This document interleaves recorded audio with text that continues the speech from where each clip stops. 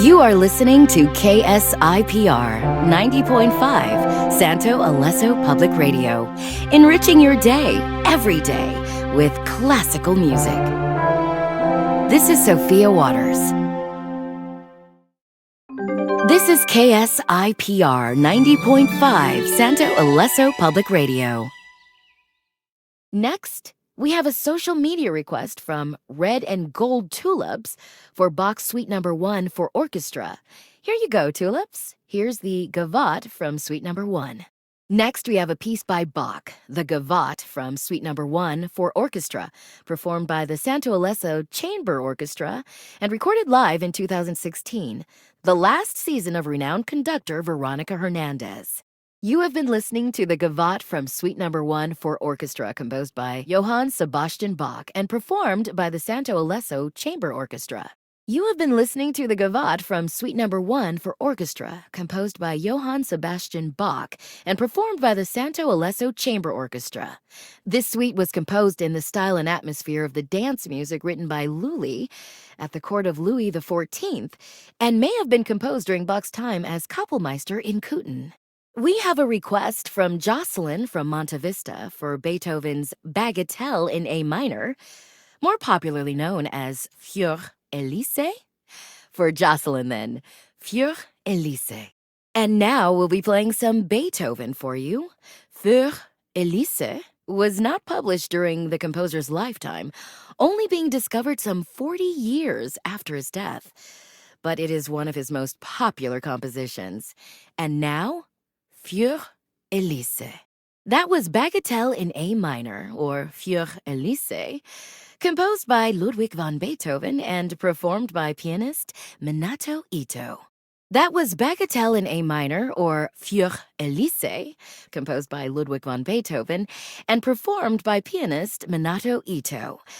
There's been a lot of academic speculation as to the identity of Elise, and no one really knows for sure, but theories include Elise Barenfeld, a child prodigy who toured with Beethoven's friend Melzel, and Elisabeth Rockel, who played Florestan in the 1806 revival of Beethoven's opera Fidelio, and whom, so it is said, Beethoven wished to marry.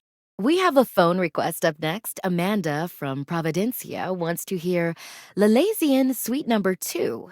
Amanda, here is the fourth movement of that suite, composed by Georges Bizet. Now for something with some energy. Next up is the Farandole from L'Arlésienne Suite Number 2, composed by Georges Bizet. You have been listening to the Farandole. That is the fourth movement of Bizet's L'Alaisienne Suite Number 2, played by the Meeker City Orchestra. Bizet composed L'Arlésienne as incidental music for Alphonse Daudet's play, The Girl from Arles. The music has long outlasted the play itself, which closed after only 21 performances. You have been listening to the Farandole, that is the fourth movement of Bizet's L'Alaisienne Suite Number 2, played by the Meeker City Orchestra. Next up, we'll be bringing you Alexander Borodin's String Quartet Number 1 in A major. Borodin was a full-time professional chemist as well as a part-time composer, but he is still considered one of the five, the mighty handful of Russian composers seeking to create distinctly Russian music independent of Western European influence. We have a request from Robert from Marina del Lago, Alexander Borodin's String Quartet Number 1 in A major. I do not often get that request, since Borodin's second quartet is more popular, but I'm happy to oblige. Borodin's String Quartet Number 1 in A major, up next. You have been listening to String Quartet Number 1 in A major, composed by Alexander Borodin and performed by the Santo Alesso Chamber Orchestra.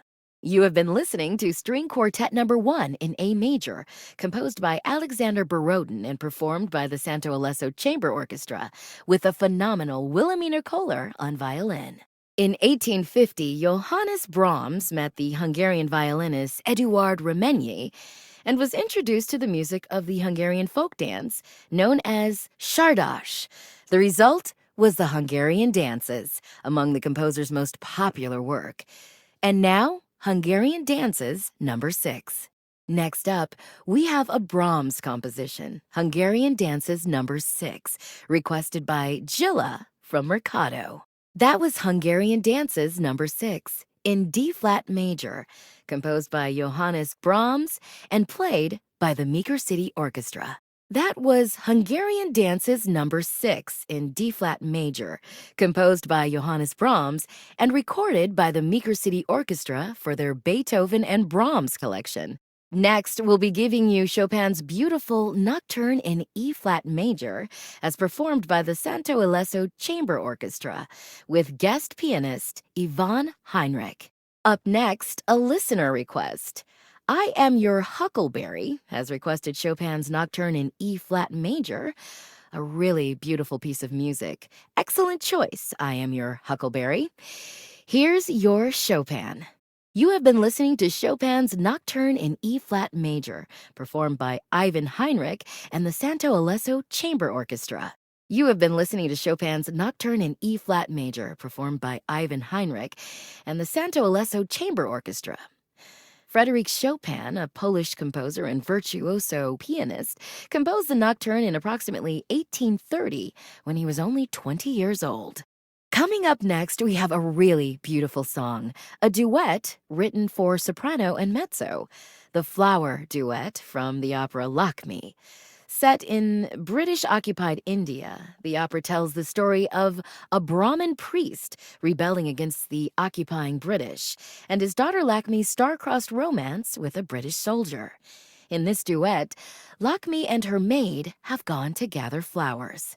Listener Do Re Mi 1948 requests The Flower Duet from Act 1 of the opera Lakme by Leo Delibes. Up next, The Flower Duet from Lakme. You have been listening to The Flower Duet from Act 1 of the opera Lakme by Leo Delibes. This enchanting duet for two female voices has been used in a number of movie soundtracks, including a sensual lesbian tryst in the horror movie The Hunger. You have been listening to The Flower Duet from Act 1 of the opera Lakme by Leo Delibes. Our next song will be Funeral March of a Marionette, composed by Charles Gounod for solo piano in 1872. Orchestrated in 1879 and dedicated to pianist Madame Viguier. All right, we have a request from Danielle from Meeker City for that Alfred Hitchcock song, the one from that old TV show. I've got you covered, Danielle. Funeral March of a Marionette by Charles Gounod up next. That was Funeral March of a Marionette, composed by Charles Gounod and performed by the Meeker City Orchestra.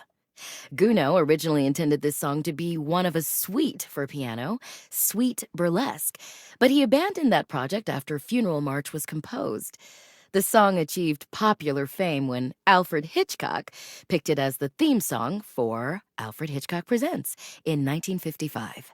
That was Funeral March of a Marionette, composed by Charles Gounod and performed by the Meeker City Orchestra. Next, we will be giving you the hornpipe section of Handel's Water Music, composed in 1717 in honor of King George I. Water Music is the first English orchestral work to include French horns. You have been listening to Water Music composed by Georg Handel, performed by the Santo Chamber Orchestra. Handel composed water music for King George I, and the work premiered during the King's journey by barge from Whitehall to Chelsea for a royal feast.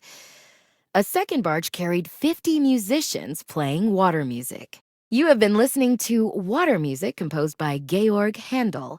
We have a request for Mendelssohn's Concerto for Violin in E minor from local businessman, casino owner Domenico Russo.